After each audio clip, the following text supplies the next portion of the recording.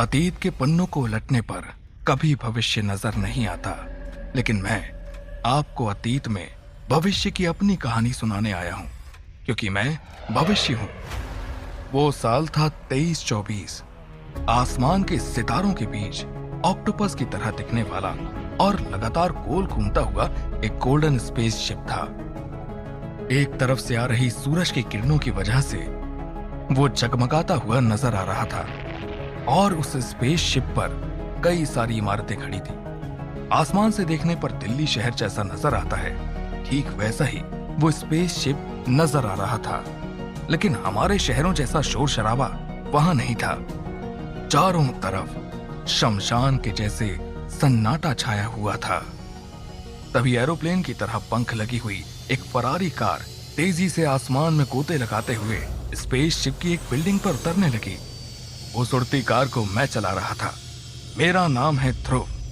वैसे तो अपने मुंह से अपनी तारीफ नहीं करनी चाहिए, लेकिन मैं सचमुच एक हैंडसम नौजवान था। बस इस जवानी को एक बीमारी ने जकड़ लिया था, एक ऐसी बीमारी जिसने दुनिया मिटा दी थी। खैर, मेरे बाजू में पैसेंजर सीट पर लगभग 40 साल का अर्जुन बैठा हुआ था। उस वक्त अर्जुन मेरे लिए माँ बाप भाई दोस्त सब कुछ था, क्योंकि धरती से दूर स्पेस में बस वही मेरा साथी था। उस पल स्पेस में एक बुलेट प्रूफ कार में होते हुए भी मेरा माथा पसीने से तरबतर हो चुका था। तुम ठीक तो हो ना ध्रुव? इतना पसीना क्यों आ रहा है तुम्हें? हाँ, कुछ नहीं, मैं ठीक हूं।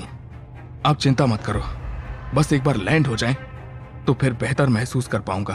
ध्रुव, इस वक्त स्पेसशिप में तुम अकेले असली इंसान हो, बाकी सब तो वर्चुअल जिंदगी जी रहे हैं, इसीलिए मुझे तुम्हारी फिक्र हो रही है। अर्जुन की बात को अनसुना करके मैं बिल्डिंग की छत पर अपना शिप लैंड करवाने लगा, लेकिन अर्जुन की बात 16 आने सच थी। सन 2324 का ये वो दौर था जब इंसानों ने डेवलपमेंट के नाम पर धरती की प्रकृति का विनाश कर दिया था। पृथ्वी के जंगल मिट चुके थे, पेड़ पौधे इस तरह से खत्म होने लगे थे कि जमीन बंजर बन गई। खाना पीना तो दूर, धरती पर सांस लेना भी मुश्किल हो गया था। लगातार बीमारियां, वायरस अटैक और वॉर की वजह से दुनिया नरक बन चुकी थी। लेकिन साइंस ने इतनी तरक्की कर ली थी कि इंसान अब वर्चुअल जिंदगी जीने लगा था। किसी वीडियो गेम की तरह एक ग्लास चैम्बर में बैठकर आंखों पर वीआर लगाकर इंसान पूरी दुनिया भर में घूम सकता था। बड़े बड़े बॉम्ब विस्फोट के बीच से खंडहर बनी इमारतों के करीब रास्ते पर हंसते मुस्कुराते जितने भी लोग आते जाते नजर आते थे, वो सब असली इंसान नहीं बल्कि वर्चुअल होते थे। ठीक यही हाल स्पेस रिसर्च सेंटर का था, जहां पर मैं अकेला असली इंसान था। बाकी सब जो आसपास नजर आता था वो या तो रोबोट होता था या फिर वर्चुअल रूप। वर्चुअल अर्जुन ने मुझसे पूछा, सच सच बताओ ध्रुव, तुम्हारी तबीयत ठीक तो है ना? तुम जानते हो ना ध्रुव, तुम्हें नैनो प्लेग हुआ, इसलिए तुम्हें और तुम्हारे भाइयों को इस रिसर्च सेंटर में लाना पड़ा था। इस अजीब और गरीब बीमारी ने लगभग पूरी दुनिया खत्म कर दी है। तब तक मैंने शिप लैंड करवा दी थी और कमजोरी की वजह से गहरी सांस लेकर आंखें मूंद कर बैठा था।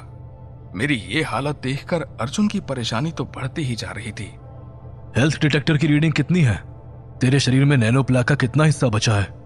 मैंने अपनी कलाई पर 2 बार टैप किया तो कार की विंडशील्ड के ऊपर एक होलोग्राम ग्राफिक नजर आने लगा। Health detector readings. Physical growth 23%. Mental abilities 12%. Virus growth 94%. Nano plague का वायरस 94% रुक गया है। आप ही तो मेरा इलाज कर रहे हैं ना डॉक्टर?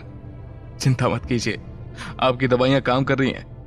ये तो बहुत अच्छी बात है। ध्रुव बेटा, मैं सिर्फ तुम्हारा डॉक्टर या तुम्हारा दोस्त ही नहीं, तुम्हारा गार्डियन भी हूं, तुम्हारा पिता हूं। दुनिया में तुम्हारे जैसे अच्छे और साफ दिल लोग बहुत कम बचे हैं। मैं तुम्हें ऐसे मरने नहीं दे सकता। झूठ बोल रहा है वो।